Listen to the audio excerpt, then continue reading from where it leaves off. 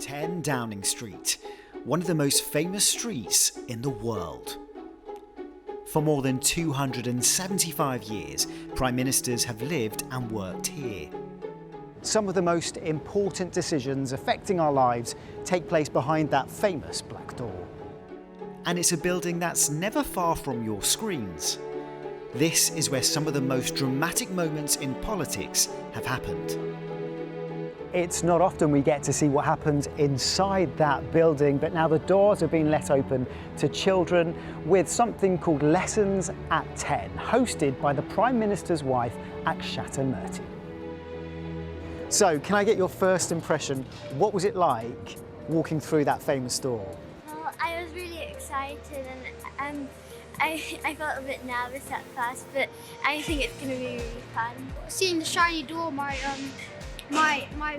head just went like, it just exploded because of how amazed I was of how shiny the door is. When I walked in, I was like, wow, this guy's house is crazy.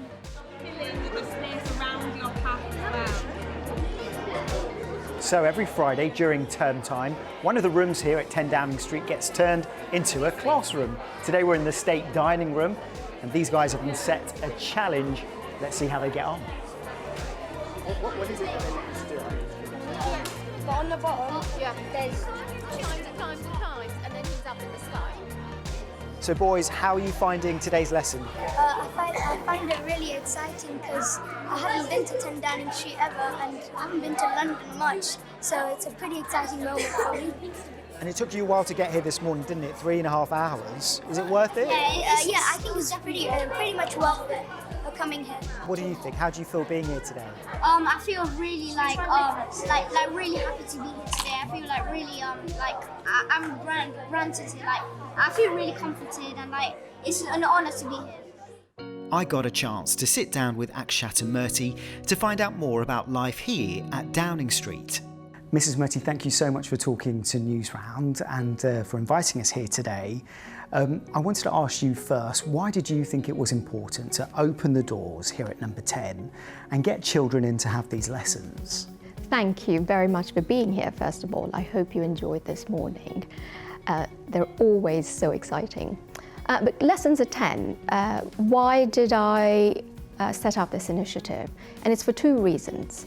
One, it's to get young people from across the country to have a chance to come into this incredibly special, historic and iconic building. I mean, who hasn't seen a picture of that famous front door, black door even? But once you come in, I want our young people to understand a core British value, and that's the value of democracy. These young people come in and they get a sense of what that feels like.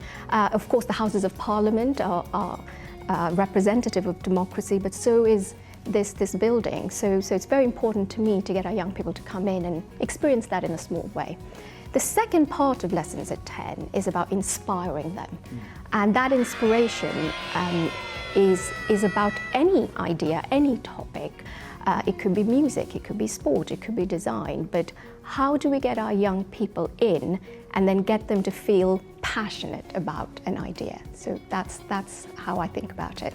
And they looked very engaged this morning. They're really excited to be here as well. And some of them were talking about being quite nervous as well. And I suppose you can understand that. I mean, it's quite an intimidating building, isn't it? It's not something that they're used to, perhaps. Yes, and again, that's part of what Lessons at 10 is about, that this building, in many ways, belongs to everyone. And they're always excited when they know that the Prime Minister's here. So yes, it's a special building, but once you're in, I think once they get over those initial nerves, they really are excited to be here. Yeah, let's talk about the building, because it's not just the centre of government, it's also your home. Yes. And it's where Anushka and Krishna live as well, your daughters. Yes. What's it like living here on Downing Street? Yes, in many ways it's totally like living in any other family home. You know, they come home from school, they want to play in the garden, they have to finish their homework. But in many other ways, it's nothing like living in a family home. You saw the security when you came in. So it's a very special place. They feel incredibly lucky to be here. They've had some incredible experiences being here. We had the Coronation Street party earlier this year that they loved. They just understand that this is an iconic building. It's a special time in their lives, and they feel incredibly lucky. And are they aware as well that, you know, it's somewhere where a Prime Minister lives and works, but if it's up to the people to decide who is here. So, for instance, if Rishi Sunak was not to become the next Prime Minister, Yes. you would have to find somewhere else to live. Yes. So are they aware of that this isn't somewhere that they can stay for a long time? And do you feel like you will be here this time next year, let's say? So my children feel incredibly lucky to be here, and they are aware that there's a time in our lives that we're here and one day we won't be here. That's the nature of this job. And I'm not going to get into politics and general elections with you, Ricky, but we are very grateful that we're here now. And how do they feel having a dad as Prime Minister, and what's it like for the girls? Yes, they're very proud of him. They don't get to see him as much as they would like, but they're so proud of the work he's doing. And they make the most of the time that he is with them, whether that's we all play games together. He's still responsible for homework duty sometimes. Really? Absolutely. And yes, they miss him, but they are so proud of him.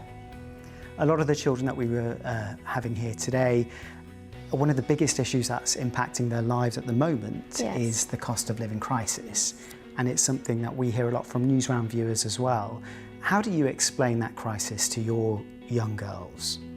Do you know, they are aware of it, they read about it, they talk to friends, they're engaged with it, and we talk about it as a family because it affects all of us. So How do you explain it to them? we are very open. We have talked about the war in Ukraine. We have talked about how the world, we talked about pandemic and how the world has been through a difficult period, and we are working hard to get out of what is quite a difficult period, and they understand that that means making sacrifices and doing the best you can. And do the girls have to make sacrifices as well? I mean, I suppose for them, their lives are quite different to a lot of children here in the UK. I mean, yes and no. You know, they are children after all. They care about the same things that most children do. You know, they want to work hard. They want to do well in school. They want to play. They have hobbies. So we keep it relevant to them, but at the same time they're incredibly empathetic individuals, and they understand that we as a country are going through a difficult time. You say that teaching is very important to you, Yes. and you have family who are teachers, and it's very obvious listening to you, talking to the kids, how well you come across. Was it perhaps a profession as a teacher something that you never quite pursued or perhaps wanted to be when you were younger? Well, I'll tell you what, I love learning, and I believe passionately for young people that learning needs to happen in a variety of ways, not just in the classroom and not just to pass exams. Those are both very important reasons to learn. But learning should be a joy. Learning should be a lifetime journey. And I was raised in many ways in a family of teachers. My grandmother was one, my grandfather was one, my mother was one, all teaching many very different subjects. So yes, it's a little bit, it's in the air maybe, but it fundamentally comes down to learning being a joy, and learning being inspirational, and learning sparking a passion in you. Well, Mrs. Murty, thank you so much for your time, for talking to Newsround, and we really appreciate it. Thank you very much, Ricky.